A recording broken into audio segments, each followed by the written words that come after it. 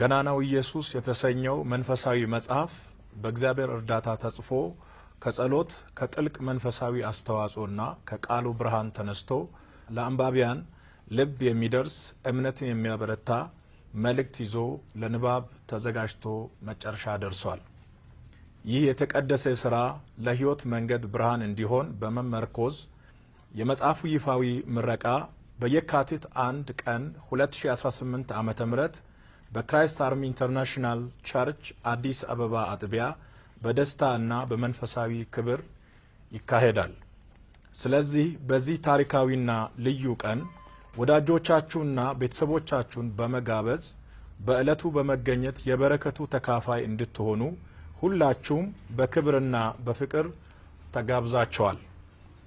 የምረቃው ስነ ስርዓት የሚካሄደው በክራይስት አርሚ ኢንተርናሽናል ቸርች አዲስ አበባ አጥቢያ ዕለተ እሁድ ከማለዳው 2 ሰዓት ጀምሮ ይሆናል።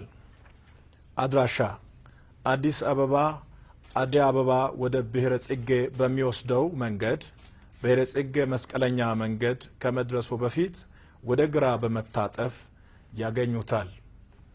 ለተጨማሪ መረጃ በጎግል ማፕ ክራይስት አርሚ ኢንተርናሽናል ቸርች በማለት ቀጥታ መድረስ ይችላሉ።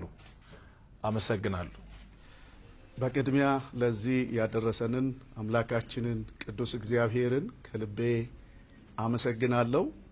እንደዚሁም ደግሞ ፕሮፌት እዩ ጩፋን እግዚአብሔር ስለረዳው ስላገዘው ይህንን ለመሰለ ትልቅ ገጸ በረከት ሰው ትውልድ ሲወድ ለትውልድ የሚያስተላልፈው የሚያሻግረው ትልቅ ትውፊት፣ ትልቅ የሆነ ትሩፋት፣ ትልቅ የሆነ መንፈሳዊ እሴት ልንቀበለው የሚገባ የፊት ለፊቱን ዘመናችንን በብቃት ማስረዳት የሚችል እውነት ከሮጥናቸው ብዙ ሩጫዎች ይልቅ ሙተን እንኳን የሚሮጥ ነገር ቢኖር መጽሐፍ ነው።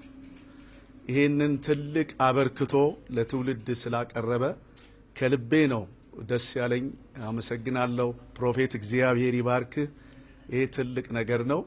መጽሐፍ የትኛውም አይነት ቢሆን ጉዳት ያለው አይመስለኝም። መጽሐፍ እንኳን ስለ ኢየሱስ ገናናነት አውርቶ ስለምንም ቢያወራ መጽሐፍ ከተፈለገበት ጥቅም አለው። ስለዚህ እድለኞች ነን ይህንን የምንጠቀም የምናነብ ሰዎች። ለመሆኑ ገናናው ኢየሱስ ፕሮፌት እዩ ጩፋ ሕይወት ውስጥ ምን ሰራ፣ ምን አረገ፣ በእኛስ በቀጣዩስ ትውልድ የሚለውን በብቃት የምንገነዘብበትን እውነት እንሸምታለን ከዚህ መጽሐፍ ብዬ አምናለሁኝ።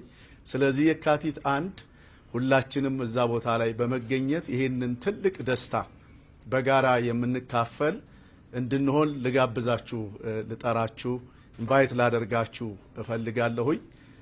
እንግዲህ ፕሮፌት ለ13 ዓመታት በክራይስት አርሚ እንዲሁም ከዛም በፊት እግዚአብሔርን በብዙ ሲያገለግል ሲወጣ ሲወርድ የኖረ የምናውቀው ወንድማችን ነው። ጠንካራ ብርቱ ሰው መሆኑ ሁሌ ይገርመኛል። ቅንነቱን በጣም ስለ ቅንነቱ እግዚአብሔርን አመሰግናለሁ። እግዚአብሔር ደግሞ እንዲያበዛለት፣ እንዲጨምርለት፣ እንዲሰፋለት ምኞቴን ማስተላለፍ እፈልጋለሁ። የካቲት 1 በፍጹም አንቀርም። እግዚአብሔር ዘመናችሁን ይባርክ። ተባረኩ። ኢትዮጵያ ውስጥ ብቻ አይደለም ከኢትዮጵያም ውጪ ላሉ ብዙ አማርኛ ተናጋሪዎች አዲስ አይደለም፣ እንግዳ አይደለም፣ ብዙ ማስተዋወቅ የሚያስፈልገው አይደለም። በዚያ ሚዲያ የተገለገሉ ሰዎች ሁሉ በብዙ እንደተጠቀሙበት፣ በገጠር የሚኖሩ ሰዎች ሁሉ እንደተጠቀሙበት ከሰማናቸው ምስክርነቶች እናውቃለን፣ ተረድተናል። አሁን ደግሞ በጽሁፍ የቤተ ክርስቲያኗ መስራች የቤተ ክርስቲያኗ ዋና አገልጋይ ነቢይ እዩ በጽሁፍ ደግሞ መጽሐፍ አዘጋጅቶልናል ማለት ነው። አንብቤዋለሁ እኔ መጽሐፉን። ቆንጆ መጽሐፍ ነው በጣም። እሱ የተረዳውን በቲቪው ብዙ ሰዎች ለማየት ይጓጉ የነበረውን ነገር በጽሁፍ ደግሞ አስቀምጧል። እንዴት በህይወቱ ይሄንን ስራ እግዚአብሔር እንደሰራ ምስክርነቱን በስፋት ሰጥቶናል። መጽሐፍ በዚህ መልክ ቀርቶ ከዚህም ባነሰ በጣም ባነሰ መልክ እንኳን ቢዘጋጅ መጽሐፍ በጣም ጠቃሚ ነገር ነው ለሚያነቡት ሰዎች። እኛ አገር ደግሞ መጽሐፍ ሊያነቡ የሚገባቸው በጣም ብዙ ወጣቶች አሉ፣ ገና የሚነሱ ልጆች። ትልልቆቹ አይጠቅምም ማለት አይደለም፣ ግን በእነዚህ እድሜ ጀምሮ ሰዎች ሊያነቡት ይችላሉ፣ ልጆች ሊያነቡት ይችላሉ። ያነበቡት ሁሉ ደግሞ እንደሚጠቀሙበት ምንም ጥርጥር የለም።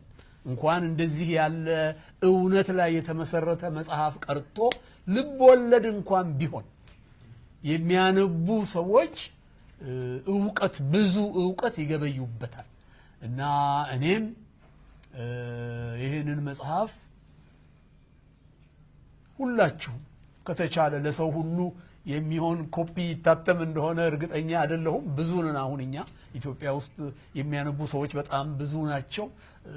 ድሮ እኔ ልጅ በነበርኩ ዘመን 25 ሚሊዮን ምናምን ነበር የሚባለው የኢትዮጵያ ሕዝብ ፖፑሌሽኑ በአጠቃላይ 25 ሚሊዮን ነው የነበረው። እና የሚያነቡ ሰዎች ደግሞ ከዛ ደግሞ በጣም ትንሽ ነበሩ። አሁን ግን 130 ሚሊዮን ገደማ ስለሆንን አንባቢውም በዚያው መጠን ቁጥሩ ስለበዛ በጣም ብዙ ሰዎች እንደሚጠቀሙ እርግጠኛ ነኝ። መንፈሳዊ ይዘት ያለው መጽሐፍ ነው።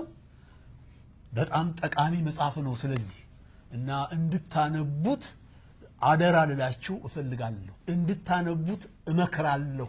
እንደ ሽማግሌ ሰው መጽሐፍት እያነበበ በመጽሐፍት ንባብ በጣም እየተጠቀመ እንደኖረ እንዳደገ ሰው ሁላችሁም እንድታነቡት እመክራለሁ።